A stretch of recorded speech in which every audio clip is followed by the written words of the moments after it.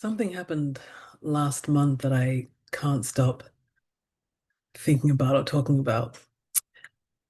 I was the memoir midwife for more than 2 dozen women last month, and what I learned transformed the way that I approach my work. I was invited to run a 30-day memoir writing challenge inside of this business mastermind. One of my mentors runs a mastermind for women who are creating and launching their own businesses. So they are soul-led female entrepreneurs. And many of them have a book in them. They really want to write a book. They have stories or a story that they really want to tell. And so, knowing that I'm an author, she asked me to come in and run a 30-day challenge for these women. And even though I had no plan, it was a full body yes, because, the idea of holding a space for these women I admired in a container for a month was just this full body yes. I just felt it's something I really wanted to do. And we called it the Tiny Book Challenge because it's self-explanatory and accessible and, kind of catchy and intriguing. So every week in the month of July, I held a live call where I would deliver a transmission through storytelling. I would create space for them to write, and then I would leave them with prompts, exercises, tools, um, so they could devote time during the 30 days daily if they wanted to their story. And there was also a Telegram space where I could pop in and leave daily voice notes and prompts and other tools and check-ins, and they could leave their shares and what they'd written and their breakthroughs. And the challenge for me wasn't how do I get them to write a book in 30 days? Because I mean, how do you do that? It was, it was all these women were all at different stages, all from different backgrounds. Some had never written before, some had been working on their story for many, many years, and they all had different goals.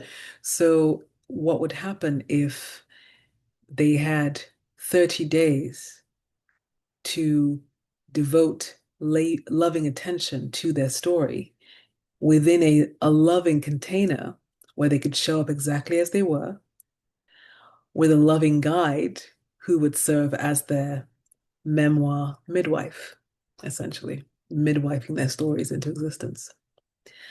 And I had no idea what this would be like, how it would go, how I would feel about it.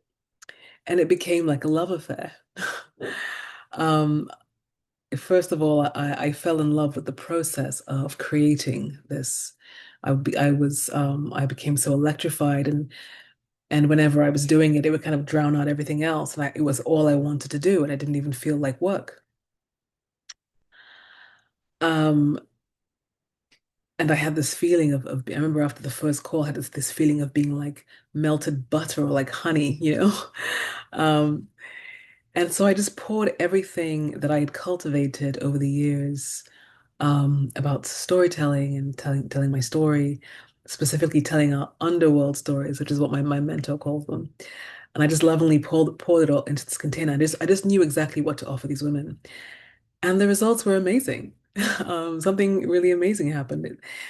First of all, some of them did end up writing tiny books by the end of the month, which I was even delighted by. I didn't know who, if anyone, would actually end up with a tiny book. Um, But even the ones that didn't write a book had these amazing transformations where, they went from, I've always wanted to write a book to, oh my God, I can identify these key moments that can go in my book. Their relationship to the story changed. They discovered all these new possibilities for how they could tell their story and new ways of writing. And they actually began to see their books taking shape. They actually began to see themselves as the authors of their stories. And I would see the container transform them in real time. I would see it happening in real time on the lives when anytime someone would show up and they would say, I'm going through hell right now. I'm really going through it. My life is in turmoil, but I just wanted to show up here to be held. So I'm not going to participate. I'm not going to write anything. I won't even have my camera on. I'm just here just to observe. And I would say, okay. And I would let them do that. And then I would give them a simple prompt. I would hold the space and just tell them to dump out whatever they wanted to write. And it's always that person who would say, I'm not going to share today, who would end up switching on their cameras and sharing something incredibly potent that would have us all crying.